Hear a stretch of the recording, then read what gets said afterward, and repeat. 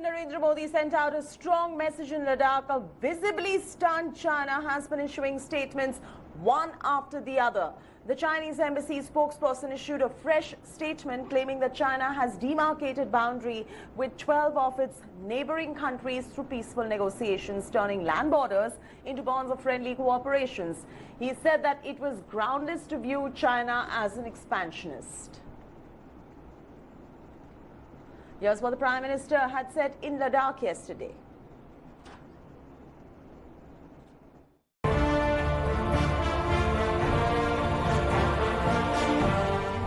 साथियों, विस्तारवाद का युग समाप्त हो चुका है। ये युग विकासवाद का है। तेजी से बदलते हुए समय में विकासवाद ही प्रासंगिक है। विकासवाद के लिए ही अवसर है और विकासवाद ही भविष्य का आधार भी है।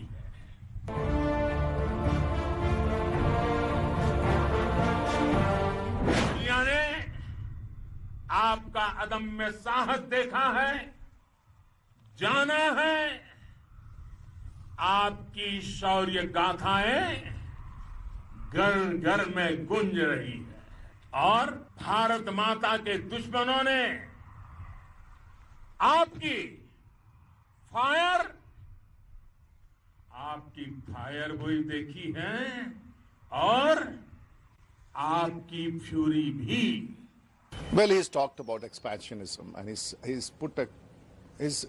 said in so many clean words that henceforth he's going to have a complete infrastructure created on Ladakh and all these borders. The very presence of the Prime Minister in this terrain at 11,000 feet addressing our soldiers post the Galwan conflict it does give a complete indication that it's just not the soldiers who have been praised and the brave soldiers, the martyrs have been remembered. It's also a straight message to China that it's the Prime Minister of India who has said that हमारे शहीदों का बलिदान व्यर्थ नहीं जाएगा. And I'm sure this is what the Prime Minister meant there. The ongoing standoff between India and China. India Today's Group Editorial Director Raj Chengappa spoke to two former US NSA, John Bolton, who said that India must let United States of America assist in simmering situation with China. Here's a look at what he had to say. We've seen deaths on the line of actual control, something we haven't seen for 45 years now. What do you think the Trump administration should be doing at this? Have they done enough? And what is your sense in the way they should be dealing with this crisis that is brewing between India and China? Well, I think the U.S. should be much more concerned about it because while I certainly understand why India focuses on clashes along the line of control with China, to me, it suggests that it's similar to other Chinese behavior in the South China Sea, where they have announced that the South China Sea is now a Chinese province, where they have been building military facilities on property that they're constructing really off of reefs and rocks that are barely above water. They've taken a very aggressive posture in the East China Sea as well. In the Hanoi summit that I mentioned a moment ago, we were also obviously pleased to meet with the top leadership of Vietnam, which was hosting the summit, and had extensive discussions about their concern about Chinese behavior. In the news today, we see the likely end of the one country, two systems agreement with respect to Hong Kong. We see repression of the Uyghurs in Xinjiang. We see repression of religious freedom across China. There are a large number of very serious issues that I think China is posing to the rest of us. So that's why increased discussion and collaboration between India and the U.S. at that strategic level, I think is very, very important. And the border clash that you just mentioned is something that is very troubling, because I know India has worked hard over a long period of time to keep things calm along the line of control and in the disputed areas. So this particular incident really raised very serious questions about what Chinese intentions are. And how do you see this panning out? What is your advice to India to deal with China? Well, I think the government of India over a long period of time has gone out of its way to try and persuade China that it has no aggressive ambitions. It has there are legitimate disagreements over territorial issues. Those we would hope would be resolved diplomatically. I'm not sure the Chinese are listening fully. I'm not sure exactly what their strategy is. Are they probing merely to see what the Indian reaction would be? Is this a precursor of a larger strategic initiative on China's part? Are they working together with Pakistan? What exactly can we expect in other parts of areas of disagreement with China and Pakistan and others? So I think this requires some very serious analysis, and certainly I think the U.S. should be willing to assist in these discussions, maybe with some of our capabilities, if that would be helpful, and that this could be a way, despite the seriousness of the challenge that China's posed, that may be a way to help deepen U.S.-Indian cooperation. And politics continues over Prime Minister Narendra Modi's visit to Ladakh to boost the morale of our brave soldiers. Congress MP Chidambaram has launched a blistering attack on the Prime Minister. Chidambaram questioned Prime Minister why he did not name China as the aggressor and what was the purpose of naming an unnamed enemy. AIMIM MP Asaduddin Owaisi demanded a parliament session for the Prime Minister to answer queries on the LAC standoff. माननीय प्रधानमंत्री जी लद्दाख लेह की यात्रा पर गए और उन्होंने वहां सैनिकों से बात की, पर आज भी उन्होंने चीन का नाम नहीं लिया। जब 15 जून को चीन ने अक्षम्य अपराध किया, जिसमें भारत मां के 20 बेटों ने शहादत दी, उसके पश्चात 19 जून को ऑल पार्टी मीटिंग बुलाई गई थी माननीय प्रधानमंत्री जी द्वारा, उसमें भी आपने प्रधानमंत्री जी चीन का नाम नहीं लिया। प्रधानमंत्री जी, आपको चीन का नाम लेने से गुरेज क्यों है? आप चीन को आंखों में आंखें डालकर जवाब क्यों नहीं देना चाहते प्रधानमंत्री जी? I would urge my Prime Minister, sir, that first of all, don't fall for the optical illusion which might come out of this optics, number one. Number two, problem has never been at the borders with the forces, their commitment, their caliber, their capacity to give befitting reply to anybody has been recorded by history. The problem is in the corridors of Delhi. How do we look at diplomacy? China moves ahead with gunboat diplomacy, and our diplomacy is still grounded or works in the shadows of trial balloon diplomacy, and I think that should be rectified sooner the better. Prime Minister Modi's surprise visit to Ladakh has triggered off a political war. Congress MP Rahul Gandhi accused the Prime Minister of not coming clean on Chinese incursions. His aides as well targeted the Prime Minister for not naming China in his address to soldiers. BJP has countered Congress's charges. Here's our report.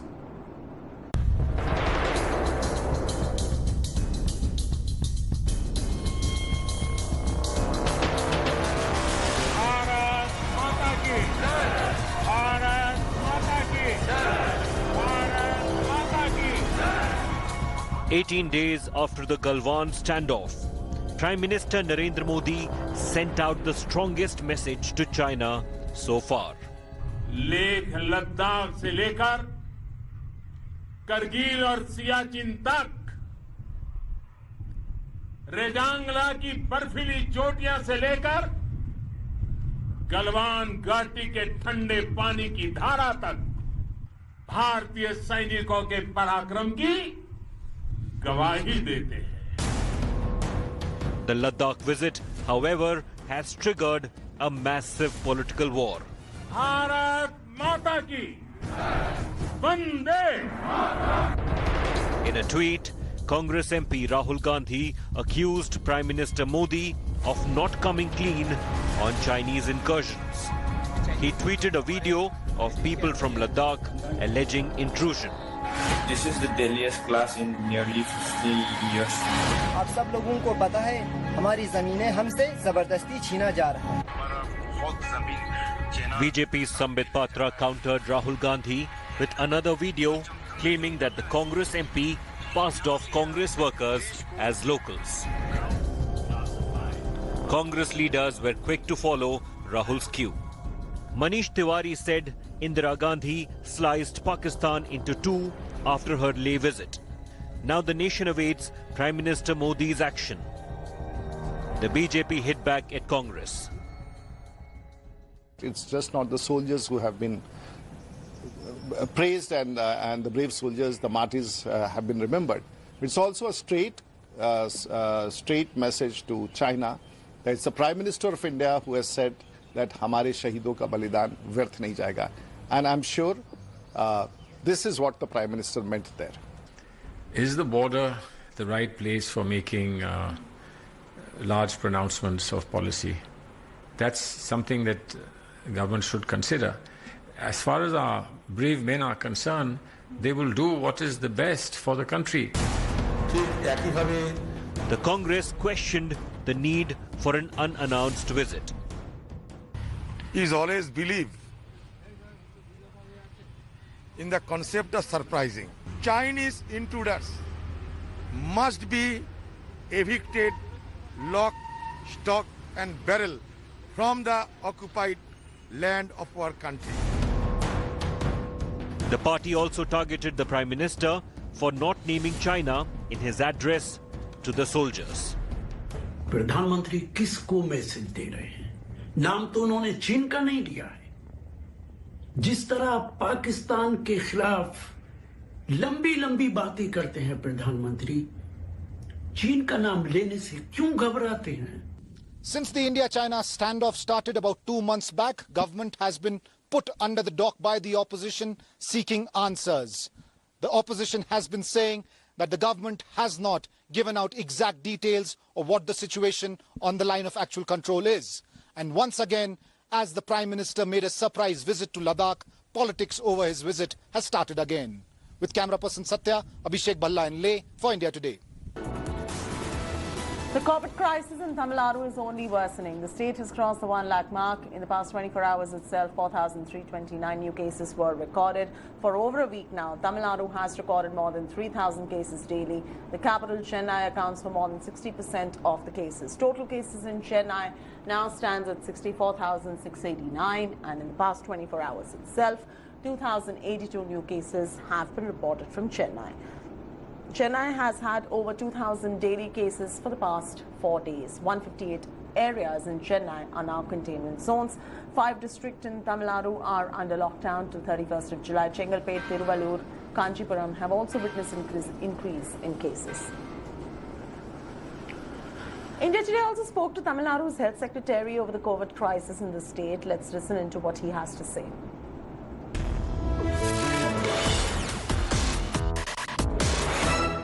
Joining us on this broadcast is Mr. J. Radhakrishnan, the Tamil Nadu Health Secretary. He's been at the forefront of the fight against coronavirus in the state.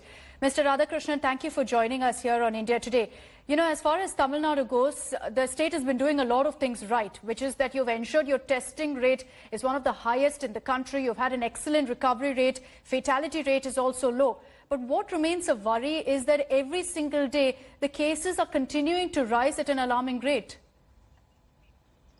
Good morning, Chita. See, Tamil Nadu actually follows a classical pattern in which, you know, the WHO experts or the Government of India public health experts and the experts who are attached to the state government advise. See, their advice has been that, you know, we have to really do very aggressive testing, and Honorable Chief Minister has also said that, no, let us not limit the testing on any account. We have to, trace, test, and in fact, the testing has to be based on even intensive fever camps. In the last 10-15 days, we have done fever camps. It is not just severe acute respiratory infections and influenza-like infections, but also Additionally, anybody with even a single symptom has to be traced. That's the only way. So we are not immediately really concerned. I cannot say that we should not be worried about the numbers. Our concern has been to get the people early and get them treated, ensure that their contacts are also tested, and by that address the fatality. Case fatality rate may be low, but the numbers wise also we are concerned that we have to ensure that people get treated effectively and don't die. Even this number should be brought down. The coronavirus crisis is worsening even in the state of Karnataka. The state has recorded its biggest single-day spike with 1,694 cases reported in just 24 hours. Its capital, Bengaluru, has recorded around 900 cases in 24 hours for the second consecutive day. On 3rd of July, Bengaluru recorded 994 new cases. On 2nd of July, the city recorded 889 cases. Currently, there are over 6,000 cases in the city. Currently, there are over 550 containment zones as well in the city. Most of them in and around Chamrajapet area and Jayanagar in central Bengaluru. As per the Bengaluru civic body, the city accounts for 30% of Karnataka's COVID cases. 33% of Karnataka's COVID deaths are from Bengaluru. While battling the virus, the state of Karnataka is also witnessing a political war. The opposition has levelled corruption charges against B.S. Yediyurappa government in purchase of COVID-related equipment. Former Chief Minister Siddaramaiah accused the government of misusing public funds and has demanded for an inquiry into the purchases. State government has hit back now at the opposition. The government has paid 2 times, 3 times more compared to market prices. I feel strongly there is a misappropriation by the government in purchasing of the implements. I demand the government to come out with a white paper, and also I demand an inquiry on the purchase of these equipments.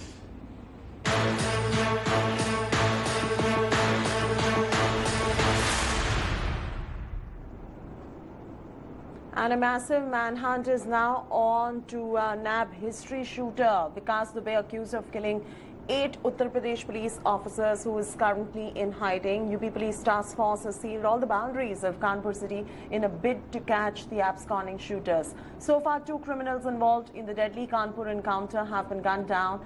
The encounter took place post 12:30 a.m. on Friday after the police team reached the hideout of the dreaded criminal. A hail of bullets was showered on them from a building rooftop, leaving Deputy SP Devendra Mishra, 3 sub-inspectors and 4 constables dead. 7, including a civilian, have been injured in the incident. A police hunt for the accused is on, and politics has erupted over the incident. Priyanka Gandhi lashed out at UP government, saying that criminals in the state have no fear of the law and Chief Minister must take strict action against culprits.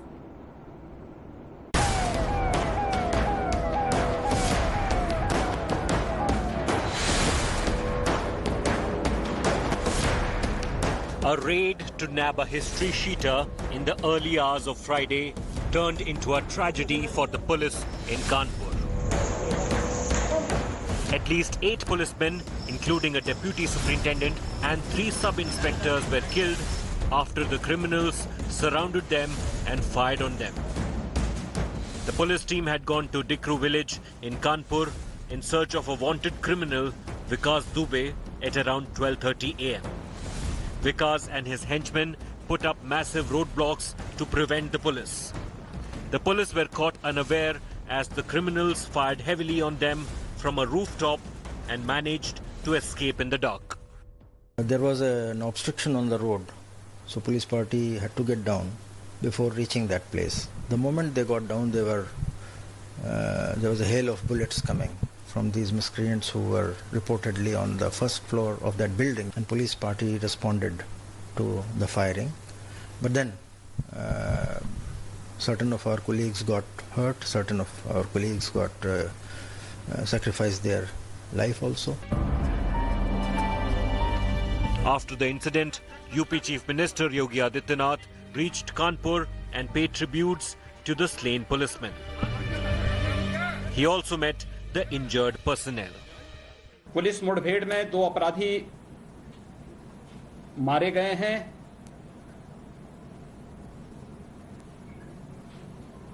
हमारे police जवानों से जो असले छीन करके वे भागे थे, उनमें से कुछ असले बरामद भी हुए हैं।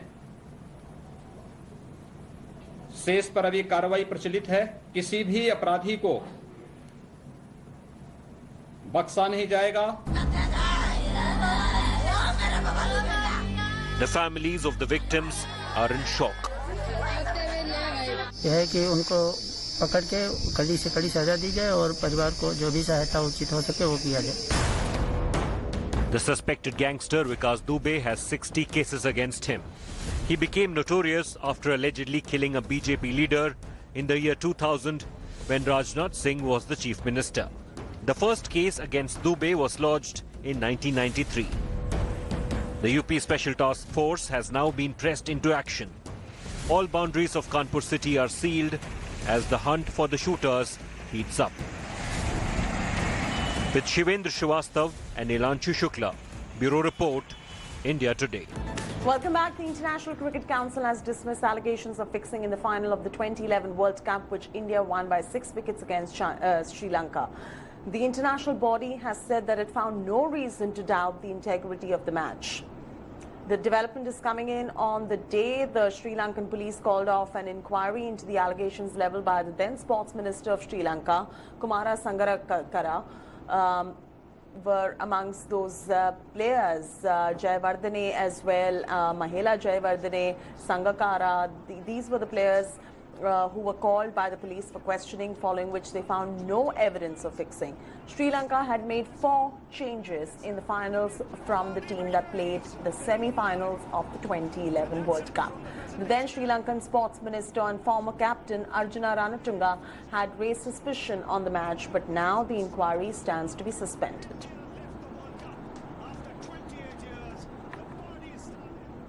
With that, it's a wrap from me, Chaiti Narula, on this bulletin. For further news and updates, do log on to IndiaToday.in. You can also download our app. Thanks for tuning in. I'll join you in just a bit with the top headlines. Hi everyone, Preeti Chaudhary here. Hope you like this video. For latest news and analysis, like and subscribe to the India Today YouTube channel. And don't forget to press the bell icon to stay updated. Thank you for watching.